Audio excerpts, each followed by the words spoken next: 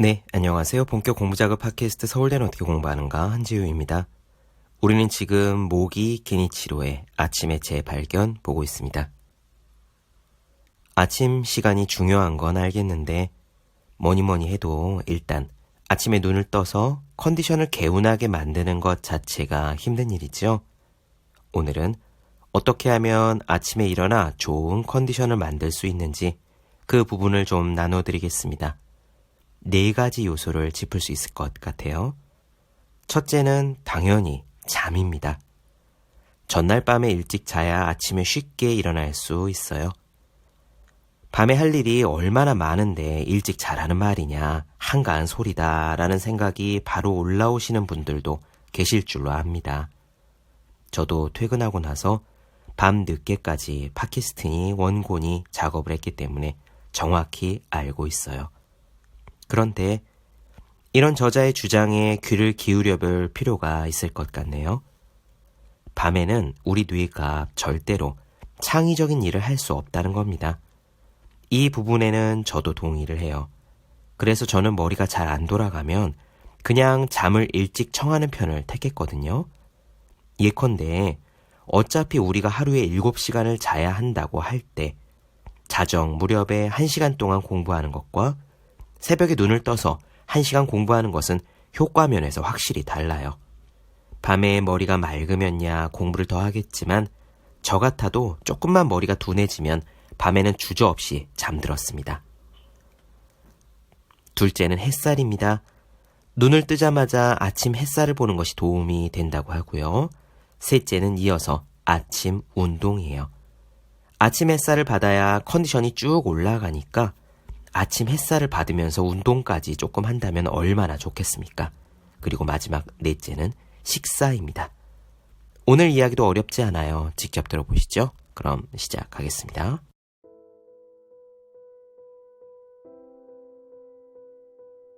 최고의 아침을 위해서 밤의 뇌는 쉬어야 한다. 첫 번째는 잠이다. 영어에는 sleep on it 이라는 표현이 있다. 하룻밤 자고 일어나서 다시 생각하라는 뜻인데 이 말처럼 머릿속이 복잡해지고 생각이 막혔을 때는 밤새 붙잡고 있기보다 일찍 자고 일찍 일어나서 다시 생각하는 게 문제 해결에 더 도움이 된다. 이는 뇌과학 연구에서도 분명히 밝혀진 사실이다. 기본적으로 아이디어로 승부를 보는 창의적인 일을 하려면 자신의 지식이나 경험을 음미하고 정리해서 머릿속에 스며들게 해야 한다. 창의성은 이런 과정을 거쳐야만 생겨난다. 어째서 밤은 창의적인 일이나 공부에 적합하지 않을까? 사람은 잠을 자는 동안에 아침부터 밤까지 쌓아놓은 기억들을 정리하고 저장하기 때문이다. 다시 말해 밤의 머릿속은 하루 종일 쌓인 정리되지 않은 기억으로 가득 차 있다. 이런 상태에서는 뇌가 유연하게 사고하지 못한다. 최신 뇌과학 연구에 따르면 밤의 뇌는 아침과는 다른 방식으로 작동을 한다고 한다. 뇌는 깨어있는 동안 수많은 정보를 얻고 스트레스나 감정적인 모순에 시달린다.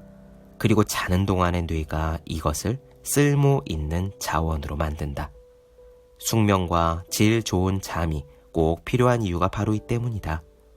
아침에 일어났을 때는 정보가 통일성 있게 정리되어 있으므로 두뇌는 상당히 균형 잡힌 상태에서 새로운 일에 몰입을 할 수 있다. 두 번째 요소는 햇빛이다. 햇빛을 쐬어 뇌에 아침이 왔음을 알려야 한다. 밤에 일찍 잠든 다음에 아침에 눈을 떴을 때 개운함을 느끼려면 햇빛이 최고다. 아침에 일어나면 커튼을 열고 햇빛을 충분히 쐬는 거다. 뇌과학적으로 다시 설명을 하자면 뇌에 있는 솔방울샘, 송과체라는 데의 분비 기관이 햇빛을 감지하면 아침이 왔다고 판단을 하고 그래서 수면 호르몬인 멜라토닌이 분비되지 않도록 뇌에 명령을 내린다.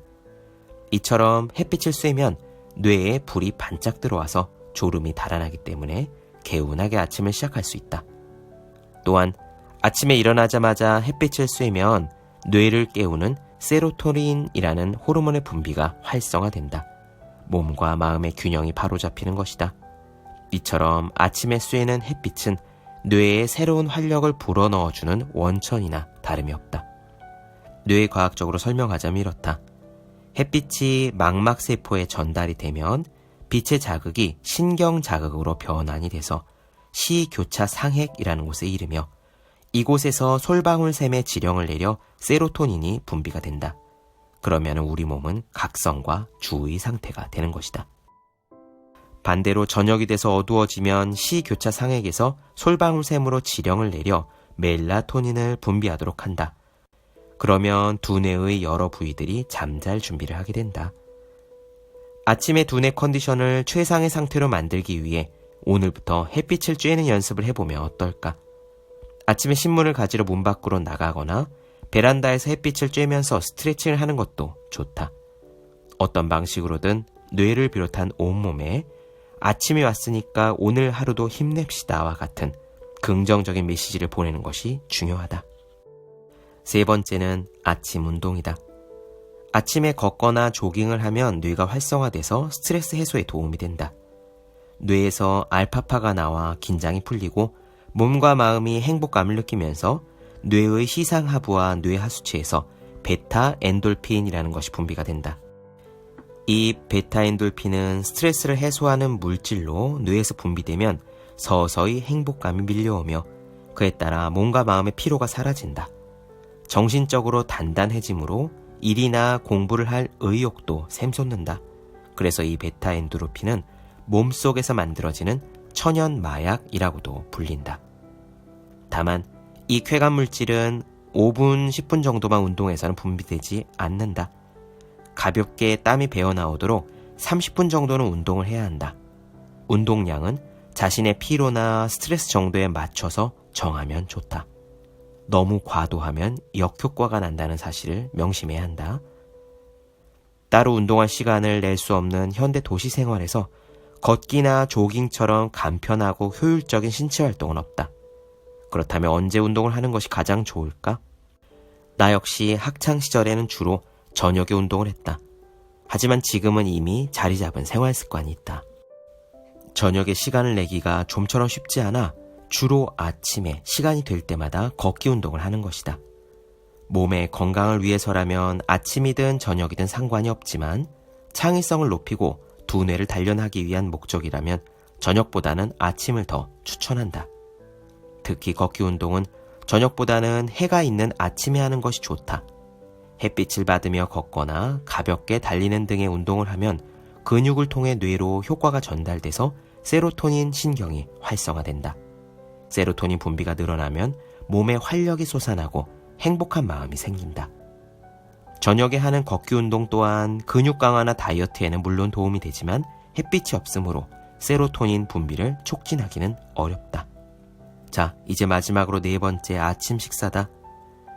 뇌를 활성화시키려면 아침 식사로 뭘 먹으면 좋겠냐는 질문을 엄청나게 많이 받는다. 뇌과학적 입장에서 말하자면 사실 뇌 발달에 특별히 좋은 아침 식사나 음식이 따로 정해져 있지는 않다. 다만 뇌과학자로서 자기 나름의 방식대로 아침 식사를 하는 습관을 들이라고 권하는 편이다.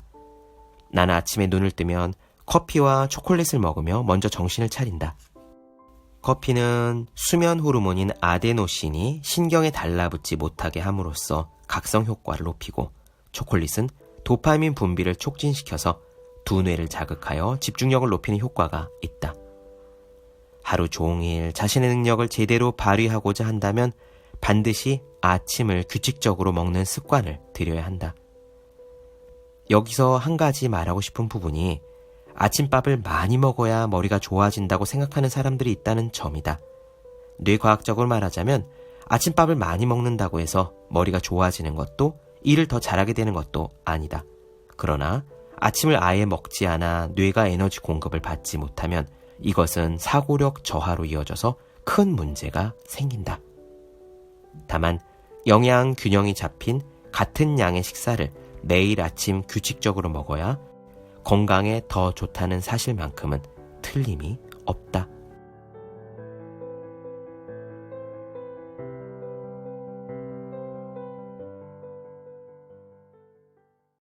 네, 본격 공부자극 팟캐스트 서울대는 어떻게 공부하는가? 모기 개니치로 아침의 재발견 나누어 드렸습니다. 더 많은 이야기가 궁금하신 분들은 제 유튜브 채널 제우의 서재, 네이버 블로그 생의 즐거운 편지, 카카오 브런치 한주의 브런치, 인스타그램에서 해시태그 제우의 서재 검색해 주시면 좋겠습니다. 또 해야 하는 일과 하고 싶은 일 사이에서 고민하며 쓴 제 첫 번째 에세이 노력이라 쓰고 버티기라 읽는 공부하시는 모든 분들을 위해 어떻게 공부하는 게 효과적인지 설명한 혼자 하는 공부의 정석, 그리고 책상에 올려두기만 해도 공부하고 싶어지는 365 혼공 캘린더 아직 읽지 않으셨다면 꼭 한번 읽어보셨으면 좋겠습니다. 그럼 오늘 여기까지 할게요. 전 다음 시간에 뵙겠습니다. 여러분 모두 열심히 공부하십시오. 저도 열심히 하겠습니다.